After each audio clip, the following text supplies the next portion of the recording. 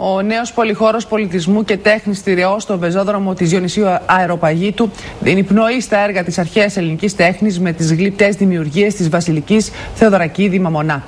Τον καινοφελή φορέα τέχνης, που σκοπό έχει την πρόθεση του αρχαίου ελληνικού πολιτισμού, ίδρυσε η ίδια η γλύπτρια. Την έκθεση «Όσο υπάρχουν αρχαίοι» εγγενίασε ο πρόεδρος της Διεθνούς Επιτροπής για την Επανένωση των Γλυπτών του Παρθενώνα. Όταν η αρχαία ελληνική τέχνη συναντιέται με τη σύγχρονη δημιουργία, μεταπλάθεται η ιστορία σε ένα προσωπικό παραμύθι. Η δημιουργός Βασιλική Θεοδωρακίδη Μαμονά εμπνέεται από το αρχαιολογικό έβριμα και το μεταπλάθει σε σύγχρονο έργο τέχνης. Μετάπλαση. Παίρνω την έμπνευση από το αρχαίο έβριμα, το μεταπλάθω, το φέρνω στο σήμερα, το βάζω στη ζωή μας, γιατί τότε λειτουργούσε σε άλλο ρόλο και είχε άλλο σκοπό.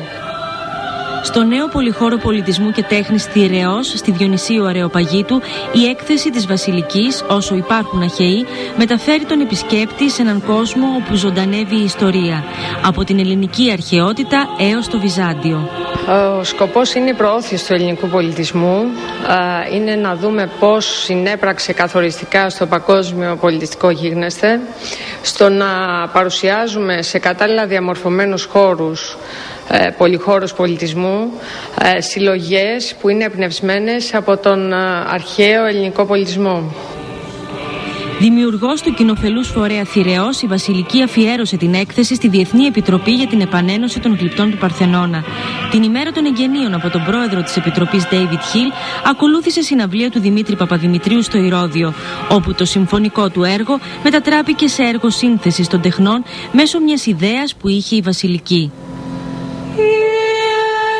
Στο επίκεντρο υπήρξε η Ελένη.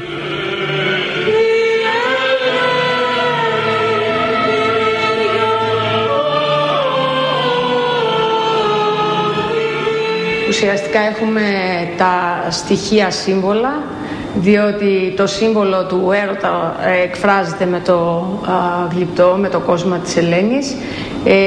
Έρωτας, πόλεμος, θάνατος. Η Βασιλική Θεοδωρακίδη Μαμονά, με σπουδές στην αρχιτεκτονική και τις καλές και εφαρμοσμένες τέχνες στο Παρίσι, έχει τιμηθεί με το πρώτο Πανελλήνιο βραβείο γλυπτικής μετάλλων. Με το έργο της ταξιδεύει μέσα στο χρόνο και προβάλλει αιώνια σύμβολα της ανθρώπινης ζωής.